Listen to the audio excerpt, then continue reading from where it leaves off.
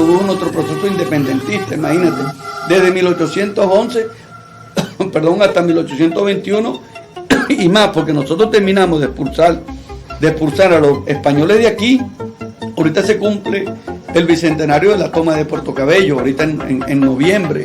Ahí fue donde nosotros terminamos de expulsar a los españoles de aquí. Pero en 1821, ¿verdad? Logramos nuestra independencia después de 10 años de guerra. Entonces, después de 1830 vino el caudillaje. Entonces, llega Páez a la presidencia, después viene José María Vargas, entonces... Cada quien fue soltando un poco. Claro, entonces después los héroes que estaban en el oriente, como Marín y todo esto, pretendieron dar un golpe de estado a José María Vargas. Y entonces ahí empieza toda esa guerra, toda esa pugna, todo ese caudillaje hasta 1899, hasta octubre de 1899, que ya aquí la revolución liberal restauradora. Pero fíjate, subiendo aquí de lo que en 1861, Páez en su tercer mandato, que llega a través de un golpe de Julián Castro, ¿verdad?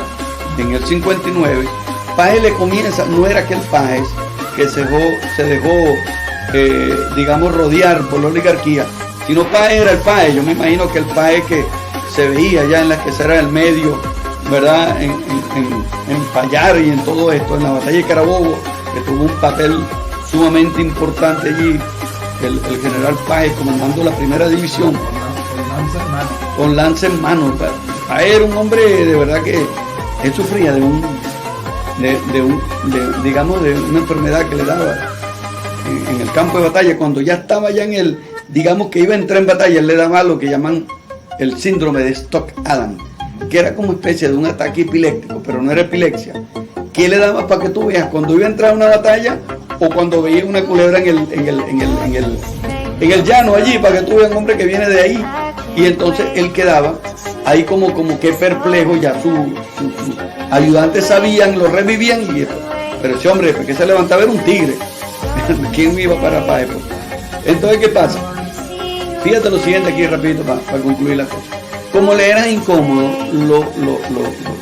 digamos, la oligarquía, en 1961, la oligarquía comenzó a ofrecerle esos terrenos de la Guayana, comenzó a ofrecérselo a Inglaterra en contraprestación para que vinieran a ayudarlo de ese monstruo que era Páez, que le estaban quitando sus propiedades o sus propiedades se veían amenazadas. Ahí está el documento, yo no lo estoy inventando nada. Pero entonces, ¿qué pasa? Nunca, en medio de ese caudillaje, nunca tuvimos, digamos, un sentido de unión. Por eso es que yo hablo de la unión.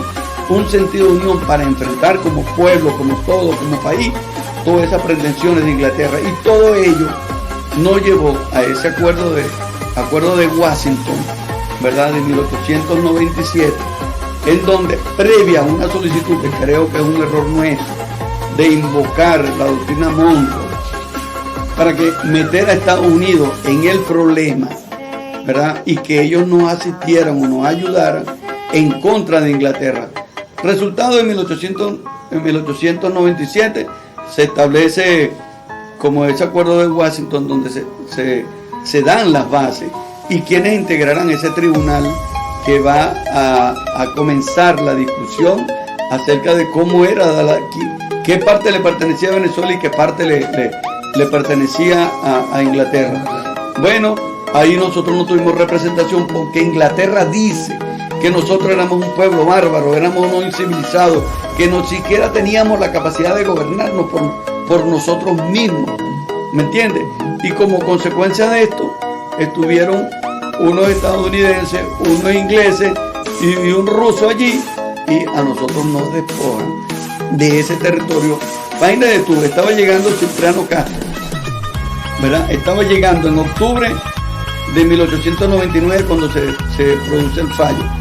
Y Andrade estaba entregando el poder.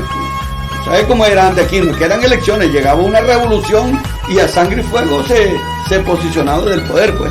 Y entonces eso fue lo que pasó allí, en medio de una decisión que se estaba tomando allá en París, en Francia, ¿me entiendes? Entonces, en ese laudo arbitral de París. Y después